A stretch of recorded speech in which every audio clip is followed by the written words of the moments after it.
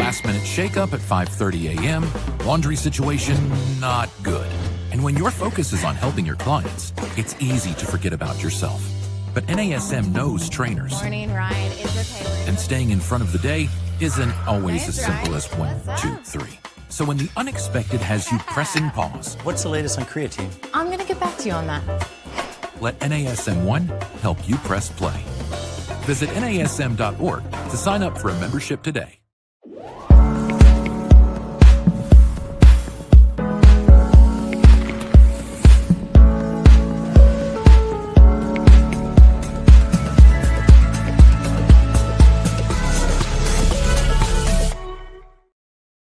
Hey everyone, welcome to the NASM Network and my show, Strong Mind, Strong Body. I'm your host, Angie Miller, and today we are going to talk about addiction to action. What does the road to recovery and transformation look like? So in this episode today, I have a wellness expert, Britt Brandon. She's going to talk about her remarkable journey from homelessness and addiction to becoming a beacon of hope in the recovery community. As an accomplished author, Britt has helped thousands of clients worldwide, and she's going to talk about how she channeled her darkest moments into a mission to help others find strength and wellness and purpose. So Britt's a single mom of 3, and she's going to talk about her psychology background and how these 22 years of wellness expertise can help you create transformative strategies if you're looking for lasting change. So again, I'm Angie Miller. This is Strong Mind, Strong Body. I'm going to bring in my guest, Britt, and have her introduce herself. How you doing, Britt? Hi, Angie. Thank you so much for having me. I'm doing well. All right. And I think Britt is here in North Carolina, just like I am, right? That's right. All right. So Britt's a few hours away, but we are both, I'm sure, sitting at about 80 degrees sunshine. So it feels pretty good right now. So Britt, let's kind of just dig right in and tell me, first of all, give me a short synopsis of your background and kind of how you got to where you are in these credentials. Okay, happily. So at 18, I moved away to university and really struggled with anxiety and just trying to transition to a new space and new people. And I fell into a gym that was right across the street, and I was there all the time. And I just loved it. I loved being able to bring whatever I was working on and be able to either get on the elliptical or, work out my anxieties on the machines and with the weights. And it just kind of oriented myself for the very first time and loved how I felt. And I was there all the time. And they offered me a job as a personal trainer, and they invited me into the world of fitness for the first time. And of course, I mean, I was like, there's no way, only superheroes are personal trainers. And so that was where everything kind of started. And that was at the age of 18. And now it's been 22 years and I've acquired a number of credentials. I just love everything fitness. I think it alleviates so many uncomfortable, feelings and sensations. And now I've been able to see it work wonders in terms of being able to help people recover from, pretty intense situations. Yeah, that's a great experience. And mine was kind of similar in the sense that I was out of college, had moved away, lived in a strange city, didn't know anybody, decided to go to a gym so that I could both get rid of some stress and anxiety, but also just to meet people. And that's where my community started. I do think it's probably the healthiest way we can find our path to lasting change, but also build communities around us and then kind of find this purpose and everything going on. So let's talk about a turning point for you. You experienced homelessness and addiction before you rebuilt your life. So what was that pivotal moment when you realized that recovery wasn't just possible, but it was necessary for you and your kids? So I fell into like a lot of domestic violence and abuse victims. I was in a marriage that it seemed, I was very young when I got married, and then things kind of evolved, and there was, there were just a number of issues. And so when the abuse got to the point where it did, ultimately, I just wanted to be numb all the time. And so I turned to alcohol, and I like to say it worked until it didn't.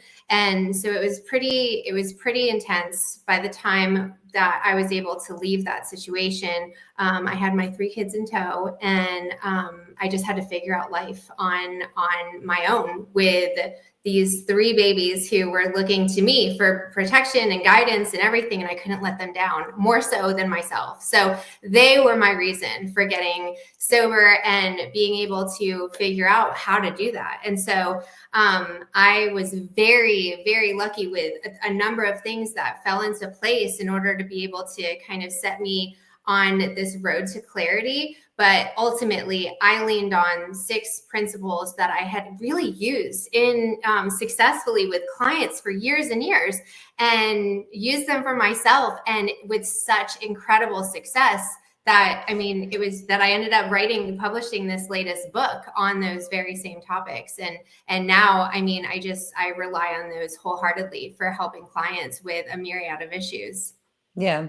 So it really sounds like when you got out of your own situation, the way you found your way through was to use everything you'd been teaching clients. But Exactly. then it's interesting how we can be the bearer of hope for other people, and we can give other people all these tools, and we can know all the strategies and all the quote right things to do. But then when it comes to our own lives, we can get lost and get in our own way until, like you said, until it doesn't work anymore, until we're forced to change. And that's when we go, okay, I've been helping people do this for years and years and years.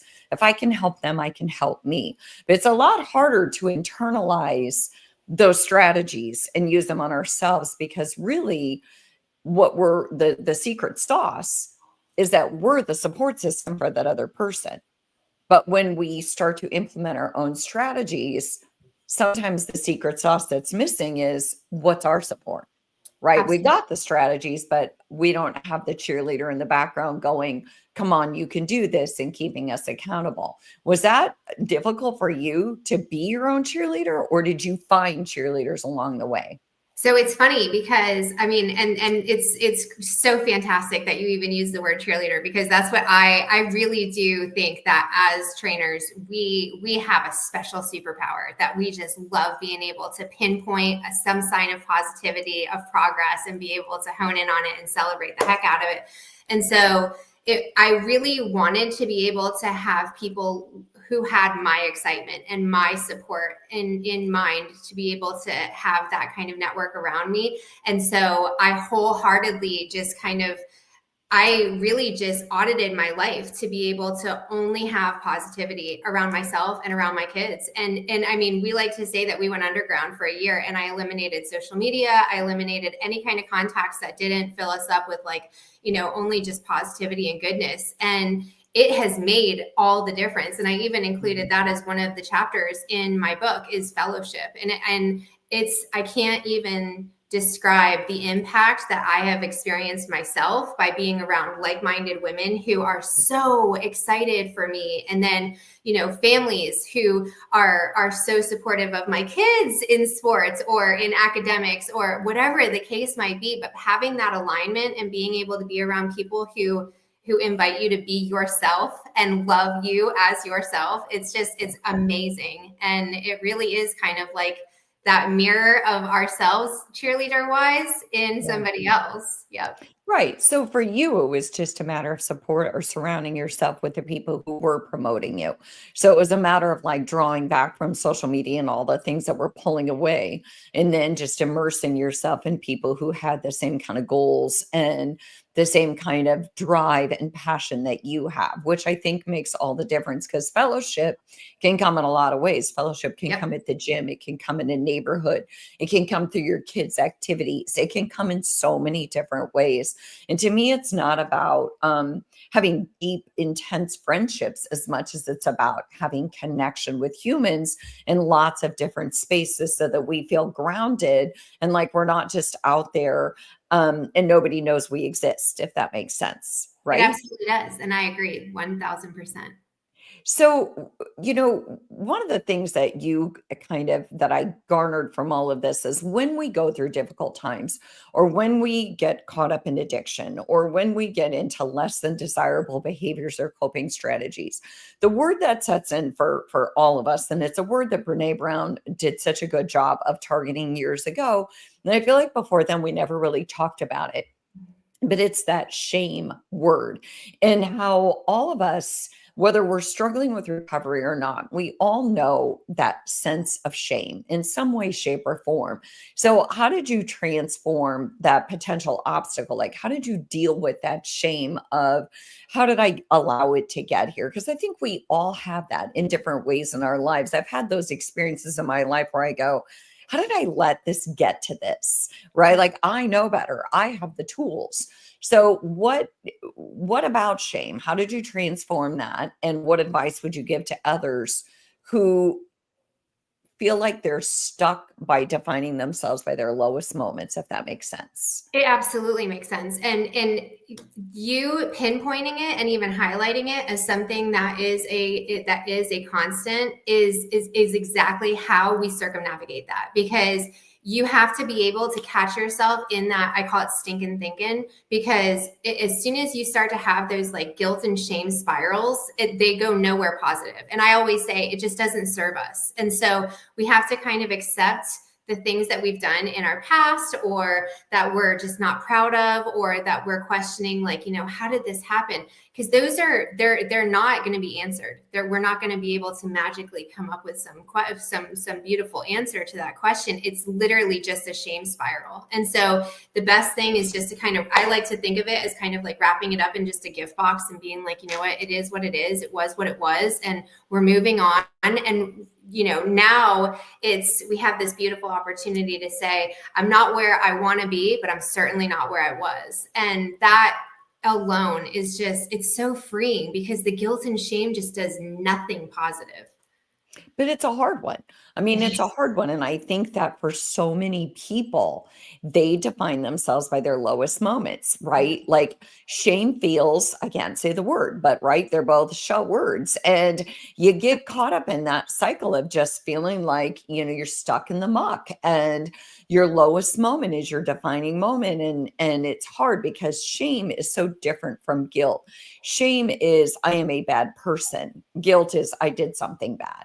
And so shame is a dark thought where it can turn to a sense of not being worthy, or a sense of not being worth people's forgiveness. And that's a terrible feeling. So I do like what you said, that it comes down to this sense of acceptance of, maybe sometimes for me, I tell clients, you accept that people around you make mistakes. You learn to forgive other people. So when is it going to be time to forgive you? Because we know that holding on to blame toward others just makes us feel bad. Well, holding on to blame toward ourselves does that much, if not more. And so shame is hard. And that's why I kind of wanted to go there, because I do think that it's an important thing for people to be able to say you're not alone. Mm-hmm. All of us have been caught up in it, but it comes down to finding ways to accept yourself and know that that is not what defines you.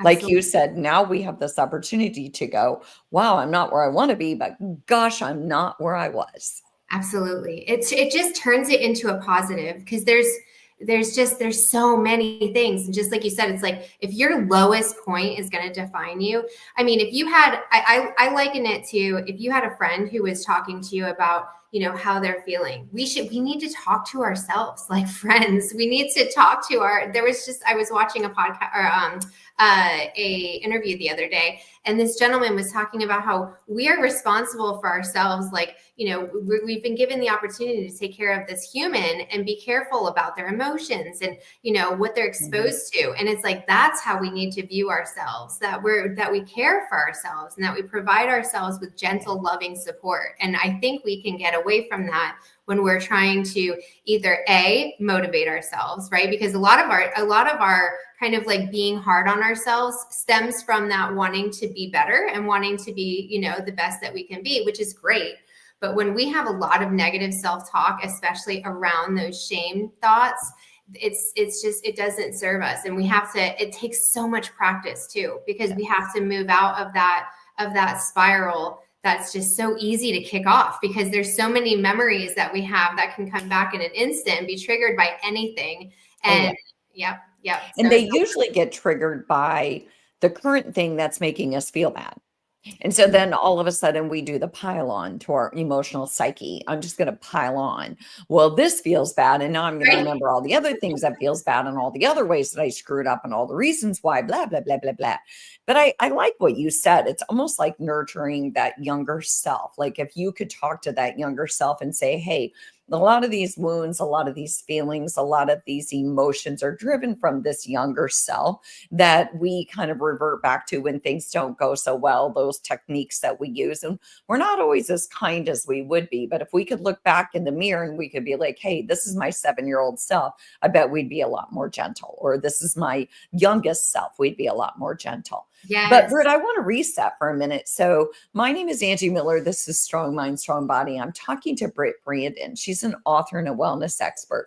We're talking about addiction to action, the road to recovery and transformation. And Britt has a story where she helped transform her own life. And so she uses her story and her experience to help other people transform theirs. And we just talked about that dark topic that nobody really wants to talk about, and that is shame. So I think I'm glad that we picked it up. We didn't get stuck, but we gave some people some tools. So Britt, you've got a little bit of background in psychology, it sounds like, and a lot of background in physical wellness. How do you see, from somebody who lives in that space of physical and mental wellness, how do you see the connection between mental recovery and physical transformation? Oh my goodness.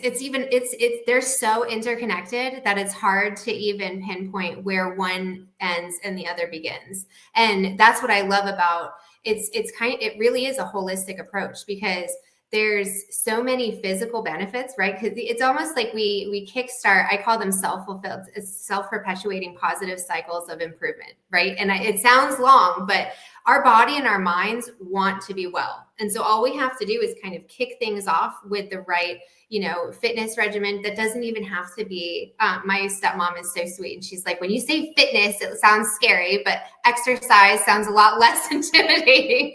So call it what you want, but it can be something as simple as like a 10-minute walk every day, or just really having a breathing routine that you like to use, or meditating. And it's we start to move in the right direction, and we have healthy, happy hormones that start being produced. And then, one thing starts to lead to another, and we start exercising, eating well, and taking care of ourselves and feeling better about ourselves. And so it's just like this cycle that, much like the shame cycle, spins downward, this spins upward. And so it's just improvement upon improvement, but our bodies and minds want to work together. And so when we're incorporating physical fitness and a focus on nutrition, obviously, because we want to be able to nurture ourselves as well, it's all going to be, kind of stemming together and then producing so many improvements in terms of psychological wellness as well. Well, and I don't see, in all honesty, I don't know how you can be physically healthy without feeling better emotionally. And I Exactly. don't know how you cannot be emotionally well and have the drive to be physically well. And I think that that's the missing link in the industry, is we're so busy telling everyone what to do. Well, just move, just move, just move. And, trying to tell a really depressed person or a person who's struggling with addiction, just move, is kind of sanctimonious and a little bit obnoxious, actually. And so I really want a lot of people in this fitness industry to be like, you know what we need to do? We need to build human connection. Human connection is what matters. And from connection can come movement. From connection can come emotional well-being. But we are so focused on bodily transformation, and we're starting to move a little bit, but we still have a long way to go as far as saying, hey, if you can feel better here, then you're going to be more inspired to want to move your body. Not because you're ashamed of it and you want to lose 5 pounds, but because you love it so much, you want to feel better. Right? Such an important mindset shift. Absolutely. I have a client who is on the brink of losing 100 pounds, and she has focused so much on her emotional well-being throughout this entire process, that you would almost think that we were focusing more on that than anything else. But she has had that mindset shift of she's moved away from feeling like she has to torture herself with exercise to feeling like it's something that she's excited and looks forward to doing because she loves how her body feels now. And that is, I mean, it's something that when you talk about mental health and that self-esteem is huge. And when we don't like ourselves, it's really hard to want to take care of ourselves, especially, I mean, it's the last on a long list of priorities. So when we start kind of having these focuses on, whether it's on food or fitness, fellowship, fun, all of these different things really play a huge role in who we are and how we kind of perceive ourselves in our lives. And so when we start to focus on those areas, it really does make a drastic improvement in how we feel about ourselves, how we feel about life, and why, and the kind of motivation and inspiration to get moving. Yeah, 100%. And the thing is, like you said, if somebody's going to lose 100 pounds, in my opinion, without a shadow of a doubt, it's more mental than it is physical. We have to believe that we're worth it. We have to believe that the journey is worth it. We have to believe that the hard work is worth it. It's a mental game. Wellness is a mental game. And we're just very focused on the physical transformation, but wellness is all mental. So I have a question for you. You've trained a lot of different people, and what do you think is the most common pattern you see in um, people who achieve lasting transformation versus those who struggle to maintain their progress? It's the mindset shift. I honestly do think that it is a mindset shift, because it goes from being, I mean, and it can be in terms of anything. With nutrition, a lot of the time it's that the food voice that's talking to you about lack, like, oh, if I don't have it now, I'm never going to have it, or whatever the case might be. And instead shifting to, how is this going to fuel my body? Instead of looking at food as something that's, like forbidden, or it's just so many mindset shifts that are to, how is this going to help me feel? And that's another thing too, is like, when we are eating excessively or exercising excessively or staying up too late and, depriving ourselves of sleep, there's so many different things that we can do to kind of hinder our success in terms of wellness. And when we start, instead of thinking that we have to impose these things on ourselves, instead thinking, how is this going to help me feel? I mean, I love how I feel when I get good sleep and I eat well and I move well. Do you know what I like? And Right. so those are the focuses, instead of kind of being like, okay, I need to go run. I think of, how is this going to ultimately make me feel? And that mindset shift is huge. Well, and I tell my classes all the time, and I tell my clients both in training and in mental health. I tell them all the time, don't do it because you're ashamed of yourself. Don't do it because you're trying to burn those last 5 calories. Do it because you love yourself and you want to feel better. And because that feeling better is your motivation, right? That sense of accomplishment, that sense of well-being, that's what's going to keep you coming back for more time and time again. So I agree, and I'm glad that you said that. I think that the number one thing towards sustainable change is the mental aspect. I think that that's sustainable change for life. If we can get the mind in order, if you will, then the body will follow. So, Britt, you've taken purpose and transformed it into pain. I mean, that's what Viktor Frankl talked about. That's what has always been the motivators. What are you going to do with your pain? How are you going to find purpose? How are you going to help other people? How did you discover, you kind of mentioned how you got started with personal training. So I feel like that's kind of what your why was and how you got started with that. And then you use that to help yourself. But what would you say to somebody who can't get out of that why me? Because I feel like it's out there a lot. Why me? And then blame, blame, blame, blame, blame. I feel like it's everywhere, and social media perpetuates it, right? It's not my fault. It's my parents' fault. It's blah, blah, blah's fault. It's never just look in the mirror. But how do you get people out of the why me kind of phase? So so I challenge them to start acknowledging when they are doing that. When I call it the blame game. And it's a lose-lose. There is no winning. Nobody wins, because I mean, there's no going back, just like we were talking about before. There's no going back and improving anything that's already happened in the past.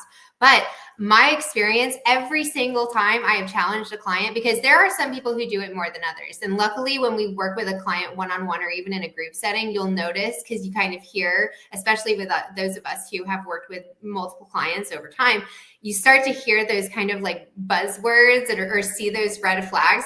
And so I love to challenge, like, start paying attention to how often you're deflecting. And because that's what I think. I mean, it can be anything. Well, so-and-so had the bag of Doritos, or, we ended up having an office birthday party, and so there was cake there. I mean, there's so many different things that we could, it was raining outside, so I wasn't able to go do the fitness that I wanted, whatever the case might be, because it's not just people, it's situational, it's everything. And so we have to start acknowledging how often we're doing it. And that to me has been the biggest eye opener for anybody who I've challenged with that project.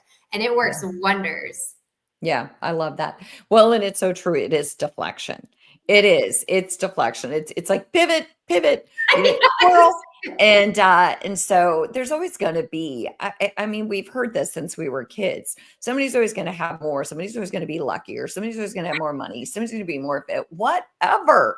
Right. I mean, get over it and then start looking in the mirror and figuring out, is it really, because like you said, blame's a no-win proposition. I mean, even if it is someone's fault, you still got to figure out how to live your life. Exactly. You still have to figure it out. It's not, I mean, they've washed their hands of it. So they're not holding it. So let's kind of end the show briefly with, you mentioned you've got some non-negotiable daily practices that have helped you with your recovery and continued growth. Can you share just a couple of non-negotiables that you think if listeners could walk away with anything, this is what you would say? Oh, absolutely. Okay. I know it sounds super simple, but drink water. They actually have so many new studies that are out that have strong correlations between mood and like anti-anxiety, anti-depression, everything with water consumption. So that one's huge. Move, even if it's 10 minutes. I mean, if you can get outside, especially if you can do something where you're not being, where you are able to expose yourself to natural sounds and light and everything, that's an even bigger plus. And then just be careful about who and what you allow into your space. There is so much toxic energy, ingredients, you name it. So just as soon as you start to be discerning about what you allow into your space, I feel like it just makes it so that you're constantly able to have like breaths of fresh air all throughout the day, just because who and what you have in your life, it just brings you joy. Yeah, I agree. Who's in your circle? And drink a lot of water. It's such a simple one. Like wake up, drink a cold glass of water. Such a simple one. So Britt, before we go, I just want you, if you would, share with listeners how they can reach you if they wanted to reach you. Yes. So I have, our new website is sherisesandthrives.com. And so that is where all of my new book information is. So this is book number 25, lucky number 25, I love to say. And and people can reach me through that website. They can learn more about the book. They can learn more about me and about my mission here and how to work with me and move forward in all kinds of wonderful directions, whether it's with faith, food, fitness, fun, fellowship, or sleep. All right. Amazing. Thank you so much, Britt, for joining us today. I really appreciate it. And thanks to all of our Strong Mind, Strong Body listeners. I look forward to seeing you next week.